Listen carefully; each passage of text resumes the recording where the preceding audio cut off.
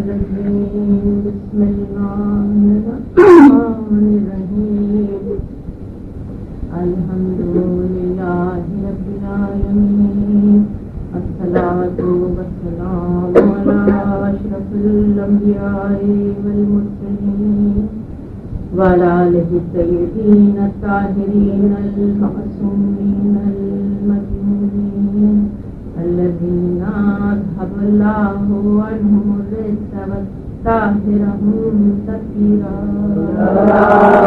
اللهم صل على محمد وآل محمد وعلى صاحب دعوة النبوية وصولة الهجرية والعصمة الفاطمية والشجاعة الحسينية والعصمة الفاطمية والحلم الحسنية والشجاعة الحسينية وعبادة السجادية وعلوم الواقعية وآثار الجعفرية ومعاصر الكاظمية وحجج الرضوية وجود الصفوية ونقابة النقبية والهيبة العسكرية والغيبة القائم بأمر الله اللهم صل على محمد وآل محمد أما بعد فقد قال الله تعالى في محكم كتاب بسم الله الرحمن الرحيم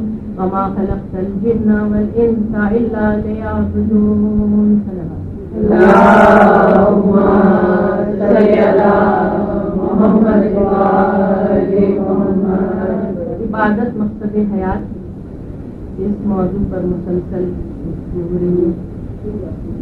سورہ ذاریات کی آیت 56 اور نہیں پیدا کیا ہم نے جنوں کو اور انسانوں کو لیکن اپنی عبادت کے لیے.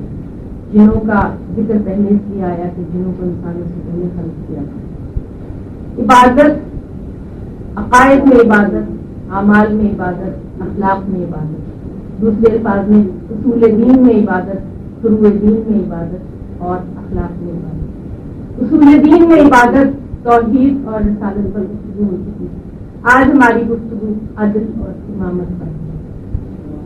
عدل ذات الہی کی وہ صفت ہے جس کی طرف اس کی بہت سی صفات پلٹ کر جاتے ہیں، اور مکتب اہل بیت میں عدل کو اصول دین میں شامل کرنے کا مقصد بھی یہی ہے کہ عدل کی اہمیت واضح ہو کہ عدل اللہ کی صفات ثبوتیہ میں سے ایک صفت ہے. اللہ کی صفات ثبوتیہ ہے اور صفات سلبیہ ہے. صفات ثبوتیہ وہ صفات جو اس کی ذات میں ہے اور صفات سلبیہ وہ صفات جو اس کی ذات میں نہیں ہے.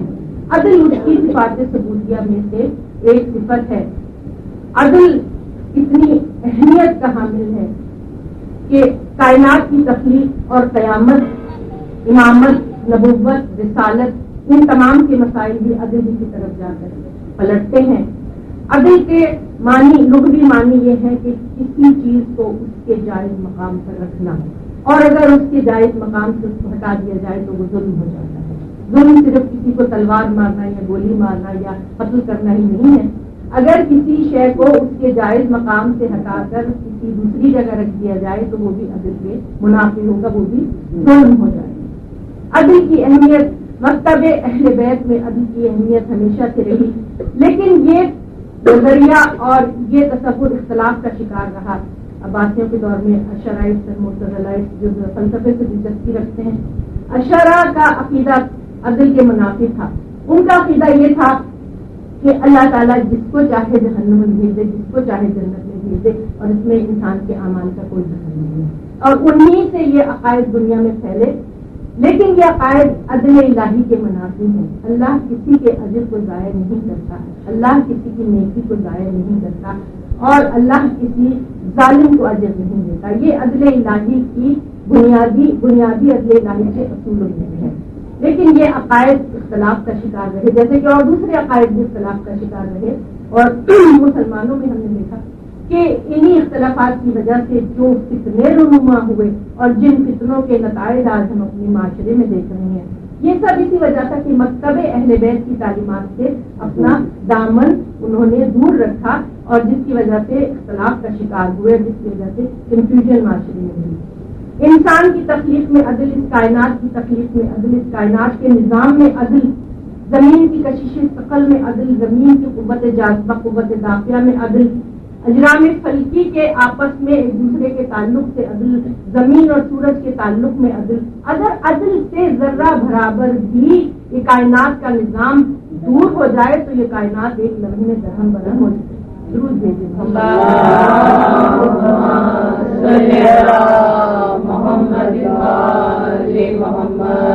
معاشرتی زندگی میں دوسرے الفاظ میں عدل انسانی معاشروں کی اہم ترین ضرورت۔ فرمایا میرے مولا نے کہ حکومتیں کفر سے قائم رہ سکتی ہیں لیکن ظلم سے قائم نہیں رہ سکتی۔ کسی مشرک کی حکومت اگر وہ عدل پر ہے تو وہ قائم رہ سکتی ہے، لیکن کسی مسلمان کی حکومت اگر وہ ظلم پر قائم ہے تو وہ قائم نہیں رہ سکتی۔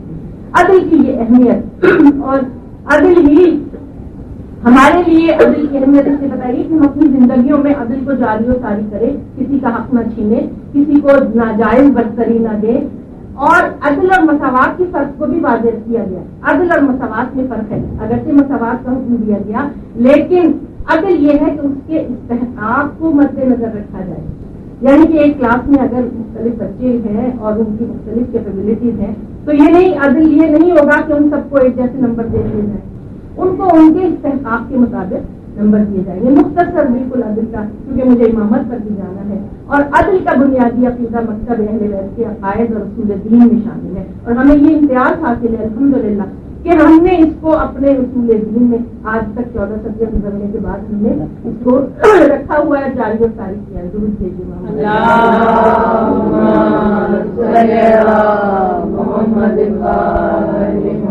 اس عقیدے سے ہٹنے کے بعد جو فساد اور فتنے پیدا ہوئے وہ ہم سب کے سامنے ہیں، ان کو بیان کرنے کی ضرورت نہیں ہے۔ عدل کے بعد امامت، اصول دین کا ہمارا بہترین بنیادی رکن، اہم ترین رکن امامت۔ امامت کا عقیدہ یہ بھی اختلاف کا شکار رہا۔ امامت کا عقیدہ نبوت کی طرح، رسالت کی طرح اتنا ہی اہم ہے، اور جس طرح اللہ نبیوں کو منتخب کرتا ہے، رسولوں کو منتخب کرتا ہے، اسی طرح اللہ اماموں کو بھی منتخب کرتا ہے۔ انسانوں کو یہ حق حاصل نہیں کہ وہ کسی کو امام منتخب کر لے یا وہ اپنے آپ کو امام بنا کر سامنے پیش کرے۔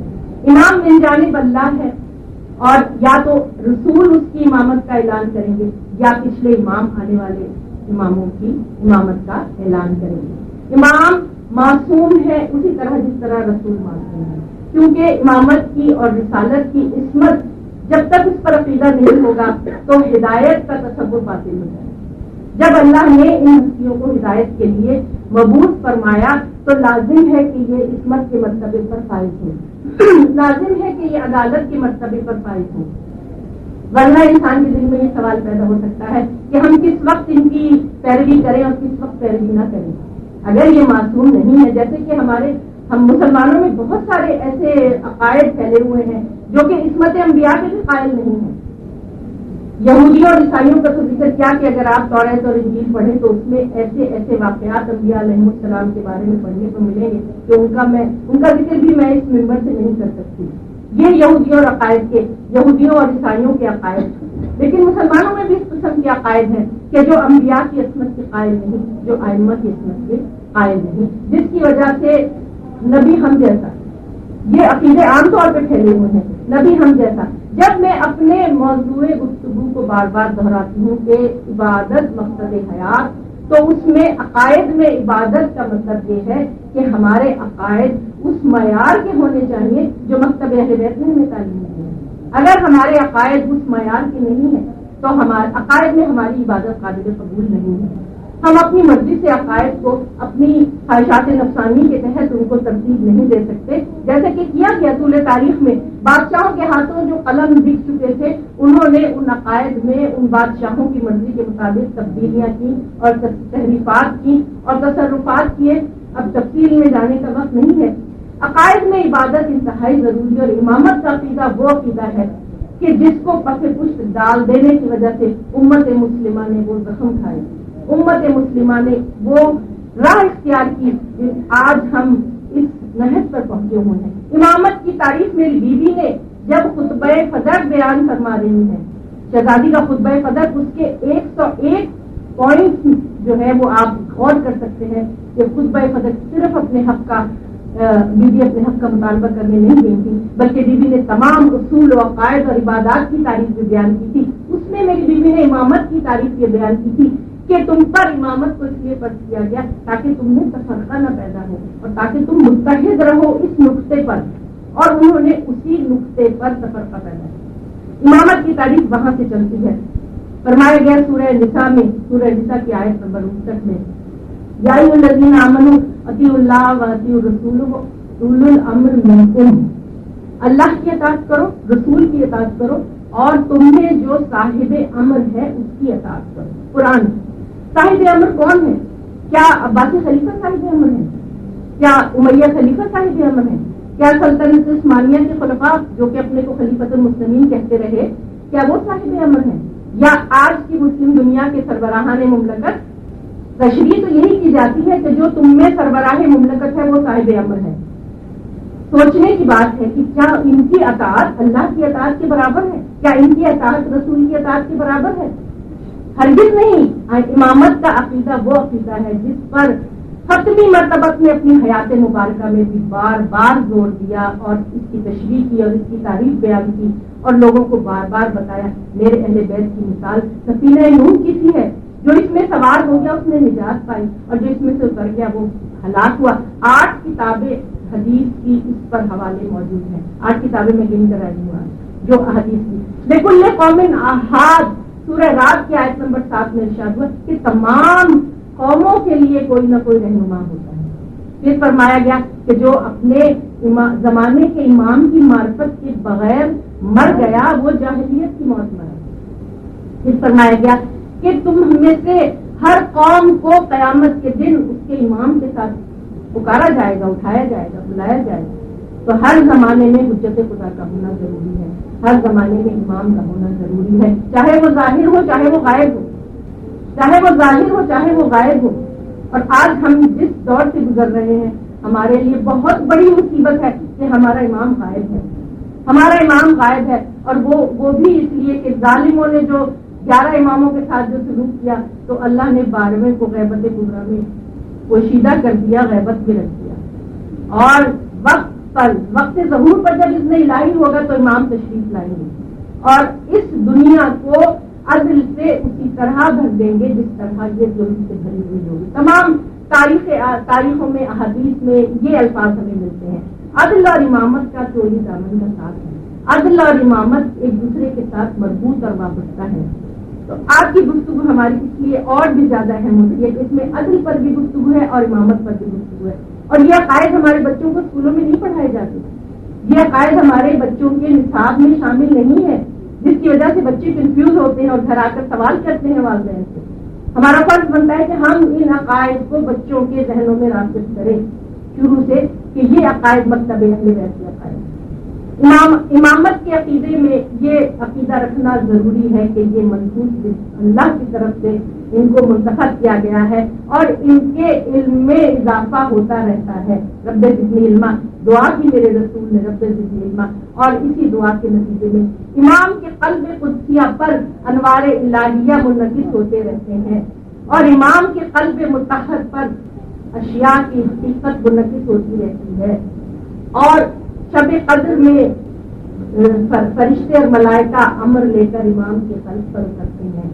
امام کا ہونا ضروری، امام ہمارے زندگی میں امام اس طرح کے ہمارے لیے اللہ کی طرف دروازہ کھلا ہوا ہے۔ انسانوں کے لیے امام کی حیثیت ان ستاروں کی طرح سے ہے جو آسمان پر ہیں اور جن سے شیطانوں کو بھگایا جاتا ہے۔ اگر شیطان بہکانے کے لیے موجود ہے تو امام رہنمائی کے لیے موجود ہے۔ تمسک ضروری ہے، توسل ضروری ہے، رابطہ ضروری ہے، کنیکشن ضروری ہے، اور جس کے لیے ہمیں عبادتیں، دعائیں، ہمارا دعائیہ ادب دنیا کے بہترین ادب میں شمار ہوتا ہے، جس کا کوئی مقابلہ نہیں ہے، جس میں دعائیہ ادب میں امام علی کی دعائیں کمیل ہے جو کہ ہم ہر شب جمعہ پڑھتے ہیں، دعائے یستشیر ہے، دعائے سماعت ہے، دعائے صبا ہے، دعائے مشغول ہے، دعائے سمی قریش ہے، دعائے جوشن کبیر ہے، دعائے جوشن صغیر ہے، صحیفہ کاملہ کی دعائیں میرے چوتھے امام کی دعائیں، یہ وہ دعائیں، یہ وہ طریقے ہیں کہ جو جن سے ہم اپنے آئمہ معصومین سے رابطہ قائم رکھ سکتے ہیں، توسل اختیار کر سکتے ہیں اور ان کی نورانیت کے ذریعے اپنے آپ کو تزکیے کی منزل تک پہنچا سکتے ہیں. ضرور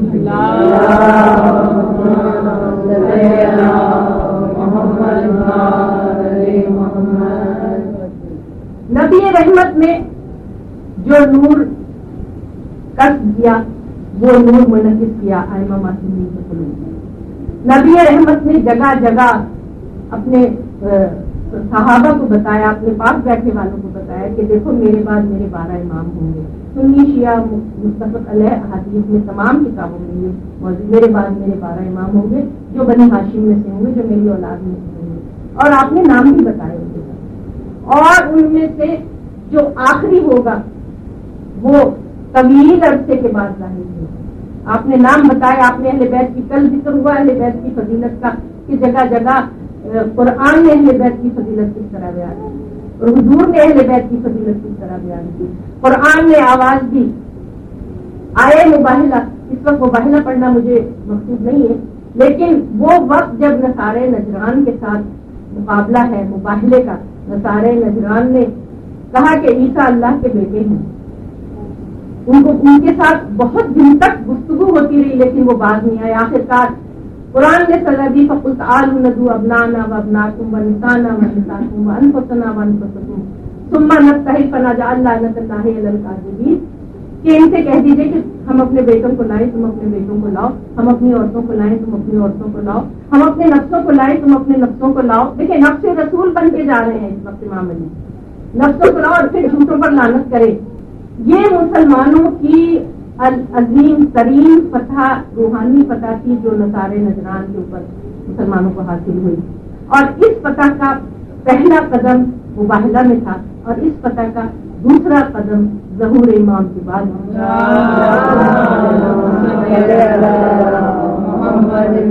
اور وہ اس وقت کہ جب حضرت عیسیٰ علیہ السلام میرے امام کے پیچھے نماز پڑھیں گے، حضرت عیسیٰ علیہ السلام جب امام کے پیچھے نماز پڑھیں گے. پھر قرآن نے آواز دی سورہ شورى کی آیت نمبر 23 میں قل لا اسألكم علیہ اجرا الا المودۃ فی القربى، ان سے کہہ دیجیے کہ مجھے تم سے کوئی اجر رسالت نہیں چاہیے، صرف میرے قربا کی محبت. پھر قرآن نے آواز دی آیت ضرور ان اللہ وملائکتہ یصلون علی النبی یا ایھا الذین آمنوا صلوا علیہ وسلموا تسلیما.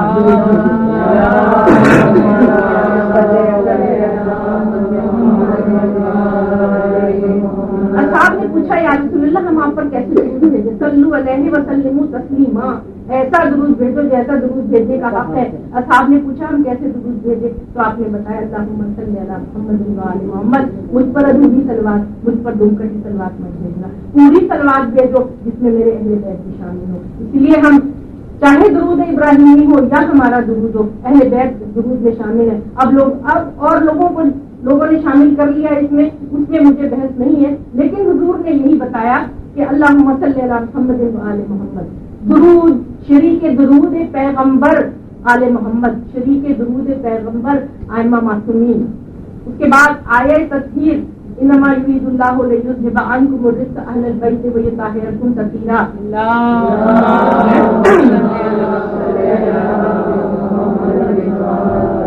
اللہ نے ارادہ کر لیا ہے اہل بیت رسول کہ تمہیں ایسا پاک قرار دے جیسا پاک قرار دینے کا حق ہے.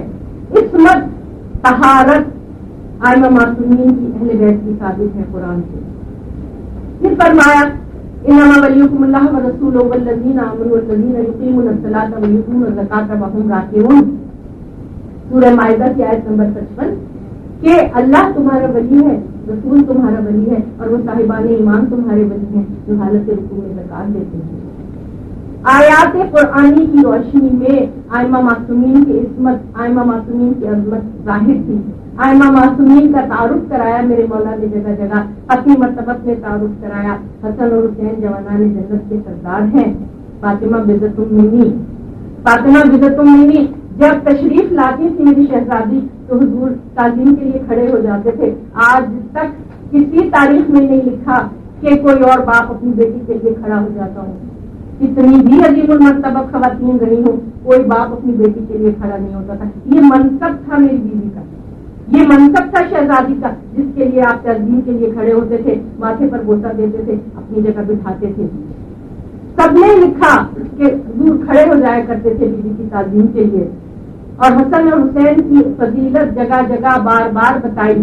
حسین منی ونا من الحسین، بار بار بتاتے رہے، لوگوں کے سامنے اظہار کرتے رہے محبت کا اور ان لوگوں کی عظمت کا.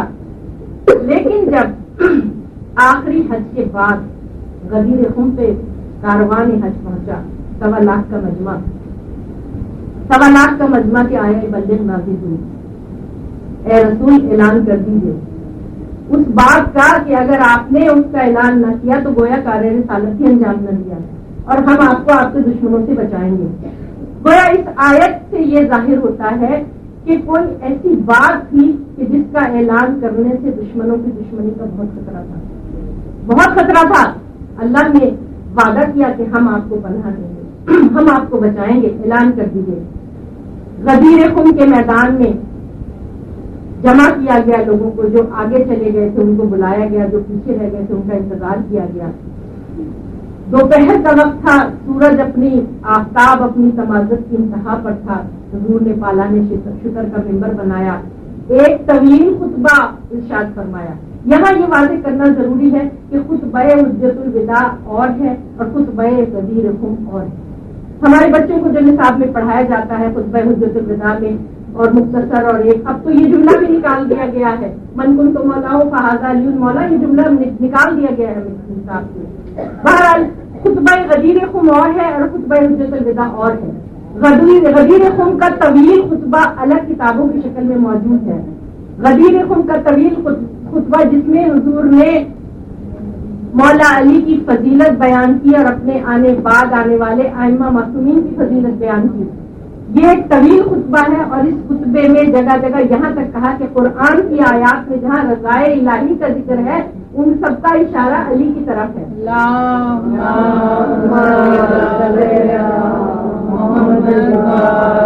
علی کے چہرے پر نظر کرنا عبادت، علی کا ذکر عبادت، علی کا ذکر عبادت، علی کے چہرے پہ نظر کرنا عبادت. انا مدینۃ العلم و علی بابھا، اور اپنی محفلوں کو علی کے ذکر سے زینت دو، اپنی محفلوں کو اپنے آپس کی گفتگو میں علی کے ذکر سے زینت دو. علی کی فضیلت خطبہ غدیر خم اٹھا کر پڑھ لیجیے.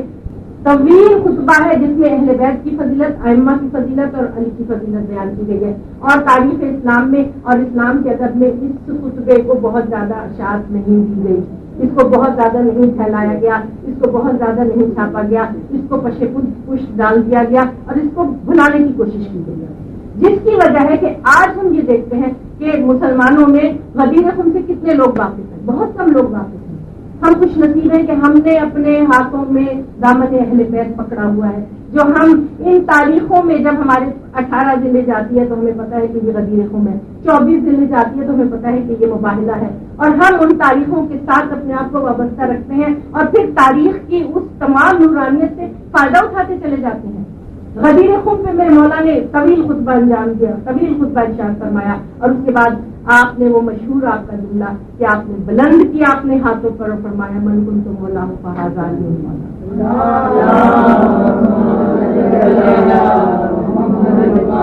1.25 لاکھ کا مجمع ہے، 1.25 لاکھ کا مجمع ہے اور تمام گواہ ہیں، سب لوگ گواہ ہیں اس بات کے.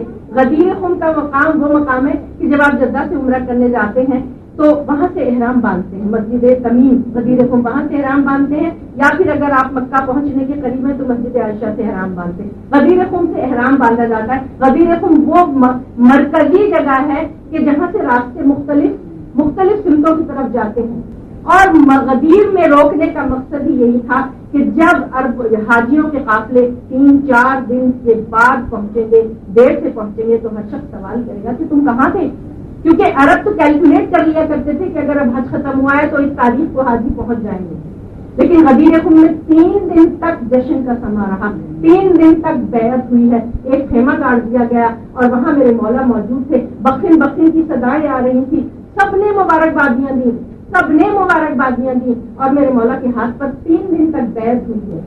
غدیر خم میں بیعت ہوئی ہے اور جب واپس پہنچے ہیں تاریخوں نے لکھا ہے کہ 2 مہینے تقریباً ختمی مرتبہ اس عالم ظاہری میں رہے، اور ان 2 مہینوں کے دوران جو اذان ہوتی تھی اس میں اشہد ان علی ولی اللہ کہا جاتا تھا، ان 2 مہینوں تک صرف۔ اس کے بعد جیسے ہی نبی رحمت کی آنکھیں بند ہوئی، اس سب چیز کو پسے پوچھ ڈال دیا گیا، اس سب چیز کو بھلا دیا گیا۔ عزاداری کرنے کا حکم ہمیں اتنے زور و شور اور جوش و جذبے سے کیوں ہے؟ ہم کیوں اتنی اپنی تمام مصروفیات چھوڑ کے عزاداری کرتے ہیں؟ حکم دیا ہمارے ائمہ معصومین نے کہ عزاداری قائم کرو، ایسا نہ ہو کہ کربلا کو بھی غدیر کی طرف بھلا دیا جائے، ایسا نہ ہو کہ کربلا کو بھی تاریخ کی بھول بھلائیوں میں گم کر دیا جائے اور کربلا بھی بھول جاؤ تم۔ غدیر خم کو اس طرح بھلایا گیا، اور جب اس کو غدیر کو بھلا دیا گیا، ائمہ معصومین کی امامت، امام مولا علی کی ولایت کو پس پش ڈال دیا گیا، اس تصور کو راسخ ہونے ہی نہیں دیا گیا، اس تصور کو عقائد میں شامل ہونے ہی نہیں دیا گیا، اس تصور کو، ان تعلیمات کو ہمارے اس زمانے کے لوگوں کو بتایا ہی نہیں گیا۔ صرف جنہوں نے بتایا، انہوں نے پڑھا، جنہوں نے دیکھا، جو موجود تھے، انہوں نے آ کے سب کو بتایا۔ اور میرے مولا کی جو 25 سالہ خاموشی ہے، اس وقت مجھے پوری تاریخ نہیں بیان کرنی، 25 سالہ خاموشی کے دوران میرے مولا جب ان لوگوں سے ملتے تھے جو غدیر میں موجود تھے، ان کو یاد دلایا کرتے تھے، کیا تمہیں یاد ہے تمہارے نبی کا وہ قول؟ کیا تمہیں یاد ہے اعلان ولایت؟ میرے مولا وہ یاد دلایا کرتے تھے۔ اب جو غدیر سے اور آج تک کے زمانے تک 1400 سال کا فاصلہ کیسے گزرا، یہ تاریخ بیان کرنا اس وقت میرے پاس وقت نہیں ہے، لیکن اس 18 ذوالحجہ کو ایک منقبت میں نے لکھی، مجھے توفیق عطا ہوئی، میرے مولا نے توفیق دی، اس منقبت کو میں آپ کے سامنے بیان کروں گی تو شاید اس کا تاریخ بیان کرنے کا تھوڑا سا حق ادا ہو جائے گا کہ غدیر کو پس پش ڈال دینے سے، امامت کو پس پش ڈال دینے سے، ولایت کو پس پش ڈال دینے سے اسلام کا کتنا بڑا نقصان ہوا۔ اور یہ منقبت اخبار میں بھی چھپی ہے، اگر کوئی پڑھنا چاہتا ہے تو پڑھ سکتا ہے، یا بھی کسی جلد کی بات ہے۔ درود بھیجیے محمد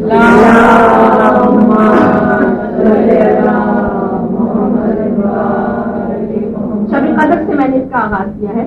وہ شب بہت حسین تھی لوح عظیم میں، جس نے عجیب نور فضا میں سمو دیا، وہ کیا صحاب فیض تھا جس کی امید میں ایک تخم کو ہرا کی چٹانوں میں بو دیا۔ ہرا میں پہلی وہی نازل ہوئی ہے، ایک تخم کو ہرا کی چٹانوں میں بو دیا، مصباح میں چراغ کے بے انتظار ہوئے، سنگلاخ پتھروں کے جگر میں اتر گئے، مکہ میں انقلاب کی بنیاد پڑ گئی، نور نبی کے جلوے شہر میں بکھر گئے، بن کر نوید صبح ہرا کے ہلال نے، بن کر نوید صبح ہرا کے نہال نے سوئی کی طرح سر کو نکالا زمین سے، اقرا کے حکم خاص سے آغاز ہو گیا، حاصل ہو علم لینا پڑے گھر سے چین سے، نوخیز زندگی سے لہکتا ہوا شجر صبح عمل کے شم سے منور سے کھل اٹھا، جب وہ ترقیوں کی طرف گامزن ہوا، موسیٰ کے تجربے کی طرح جھومنے لگا۔ نسل اسلام ایک پودا چھوٹا سا سوئی کی طرح سر کو نکالا اور وہ پرورش پا رہا تھا، پروان چڑھ رہا تھا۔ وہ چند سال شورش دوران میں کٹ گئے، وہ چند سال شورش دوران میں کٹ گئے، جب باغبان سخت مشقت اٹھا چکا، پہنچا غدیر خم سے جو امت کا کارواں، آبے ولا کے بحر سے پردہ اٹھا دیا، آبے ولا کے بحر سے پردہ اٹھا دیا۔ ابلاغ ہو غدیر کے منبر سے حکم تھا، ابلاغ ہو غدیر کے منبر سے حکم تھا، بلغ کا انتظام تھا اعلان روح دین، من کن تو قول از سر منبر کیا وصول، سب نے من کن تو قول از سر منبر کیا وصول، بھولے کوئی غدیر کو ممکن رہا نہیں، ممکن رہا نہیں۔ حضور نے اپنی طرف سے تمام انتظام کر دیے کہ یہ بات ان کو بھولے نہ، یہ یاد رکھیں، لیکن اب دیکھیے کیا ہوا۔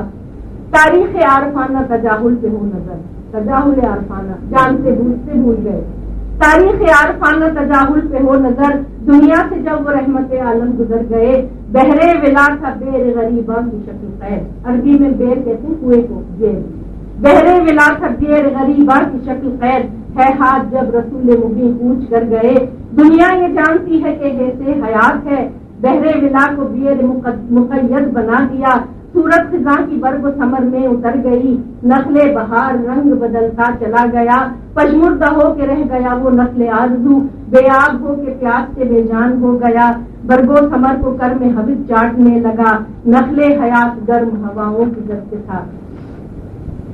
शाखों में और जड़ों में मुसलसल था कहते आप, कलियां बिखर के रह गई बाग़े हयात की, नखले बहार नौ की जड़ें सूखने लगी, तकदीर यूं बदल गई इस कायनात में। बहरे रवा को बेर बनाया जो वक्त ने, मजबूर हो के रह गया दरियाए विलायत, दुनिया के तालिबों ने भरे दामने मुराद, फूलों से आ रही थी सदा हाय विलायत। आयमा मासूमी को कैद किया, तमाम आयमा मासूमी को। मेरे पास वक्त नहीं है जो मैं बयान करूं, लेकिन आप तारीख जानते हैं कि किस तरह किसी इमाम को खुल के अपना काम नहीं करने दिया और उनको कैद में रखा और उन पर जुल्मों से तंग किए। करबला तो बहुत वाज़ेह और ज़ाहिरी तौर से उन्होंने अपनी तमाम कीना बद्र उहद का निकाला, लेकिन करबला के बाद भी उन्होंने आयमा मासूमीन को कैद रखा और उनको विलायत और इमामत के काम नहीं करने दिए। इस्लाम के शजर की बका का है इंतजाम, ये आप जिंदगी के तसलसल की है नवीद, कारेज है ये गैबत हस्ती के बाब में और है ये तिश्नगान हकीकत के दिल की ईद। ए अजीम बहरे विलायत हिजाब उठा, ए अजीम बहरे विलायत हिजाब उठा और गैबत कबीर के पर्दे को तोड़ दे, आबे विला से तिश्नगिए शौक दूर कर, अब इसने रब से जुल्म के रेले को मोड़ दे। है मुंतज़िर ये खल्क के रहमत का वास्ता, नखले खजा रसीदा को पानी नसीब हो, परवरदिगार सदक़े आले रसूल दे, हम बेकसों को जलवे मेहदी नसीब हो।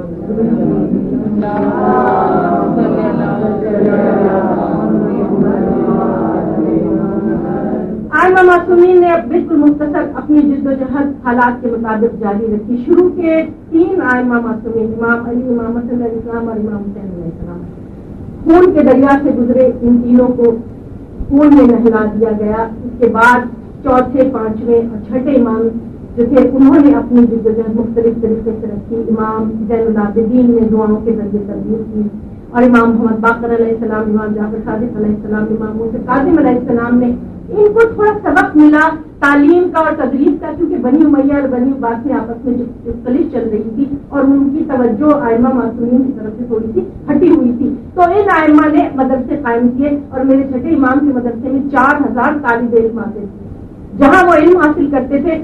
और जितने आयमा इस वक्त फिक़्ह आयमा है, अबू हनीफा है, इमाम हम्बल है, इमाम मालिक है, इमाम शाफी है, ये सब इमाम के शागिर्दों में शामिल थे।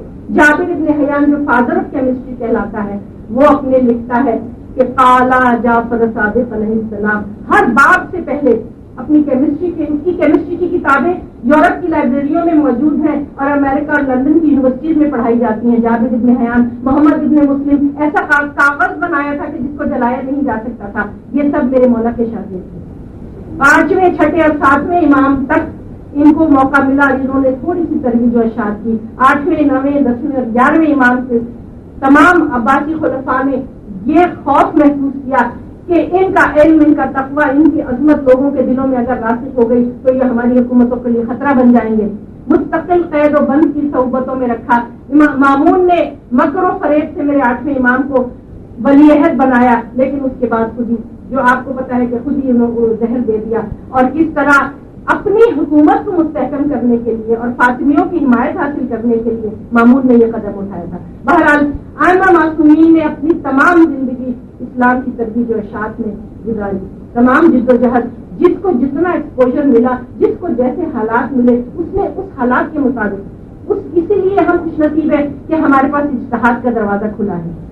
हमारी वो स्टीरियोटाइप तालीमात नहीं है कि एक ही लकीर को पीटते रहो। हमारे यहाँ इज्तिहाद का दरवाजा खुला है क्योंकि आयमा मासूमीन ने हमें इज्तिहाद करके दिखाया, जबकि दीगर मुसलमानों में इज्तिहाद नहीं, जिसकी वजह से जमूद तारी है, जिसकी वजह से आज वो चीख रहे हैं कि हमें सही मानों में हमें समझ में नहीं आता है। और वो उन दरवाजों की तलाश में है कि जहाँ इज्तिहाद था और जहाँ नए जमाने के साथ साथ जमाने की बदलती हुई रविश के साथ साथ इस्लामी तालीमात को किस तरह अपनाया जाए, कुरान की किस तरह तफसीर की जाए। जैसे कि फरमाया गया कि कुरान की मिसाल चांद और सूरज की मिसाल है कि हर आने वाले जमाने के लिए कुरान में नए मानी है, लेकिन इनको समझने वाला कौन है, इनको समझाने वाला कौन है? वही लोग हैं جو مکتب اہل بیت سے وابستہ ہے، درود بھیجیے۔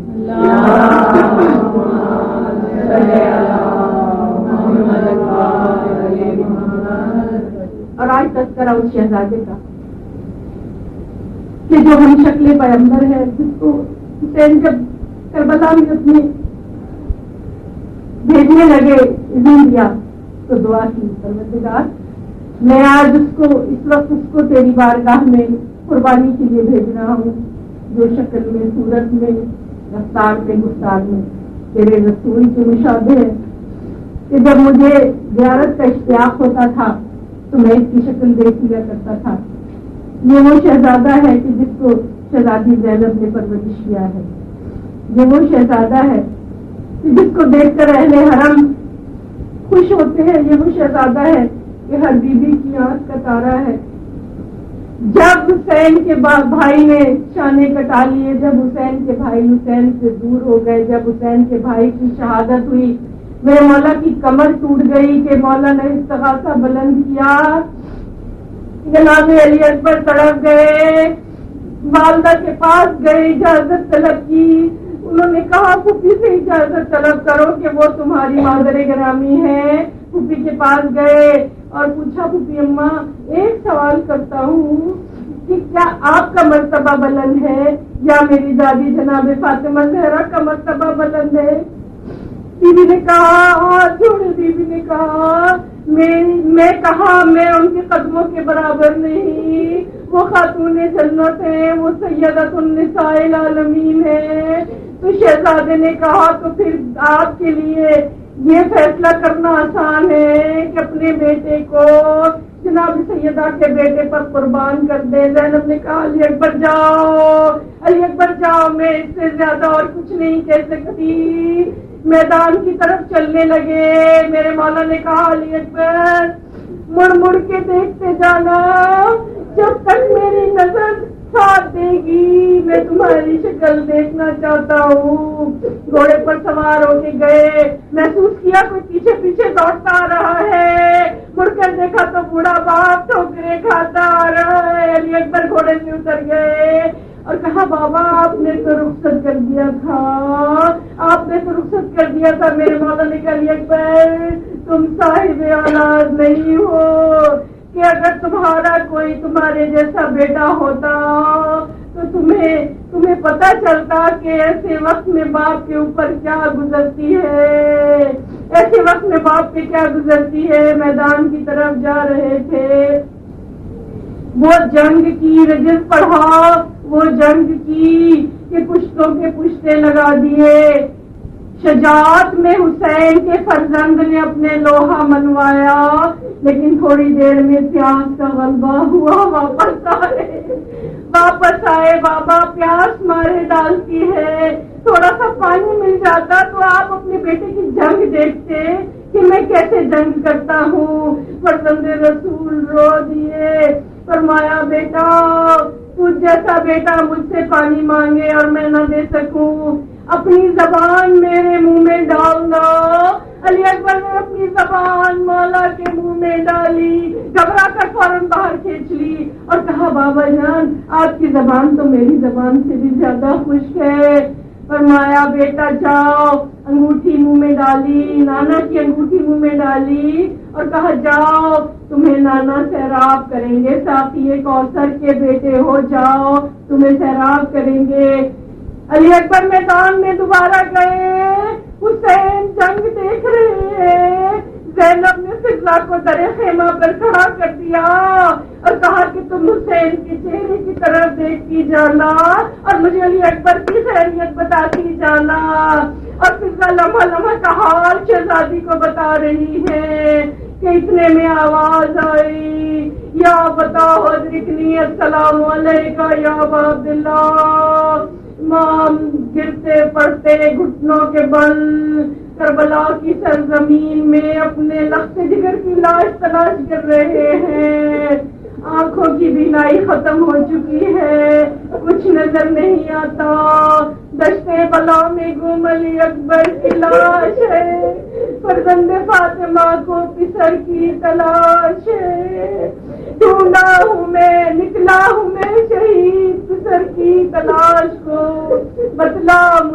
میرے درے یکتا کی لاش کو امام لاش پر پہنچے، دیکھا کہ سینے میں نیزے کی ہنی پھنسی ہوئی ہے، یا علی کہہ کے نیزہ نکالا، علی اکبر کا آخری وقت ہے، لاشیں کو خیمے کی طرف لا رہے ہیں، کیسے اٹھائی ہوگی لاش علی اکبر میرے والا، کیسے اٹھائی ہوگی، خیمے میں لائے، خیمے میں لا کے لٹایا، لعنت اللہ علی القوم الظالمین۔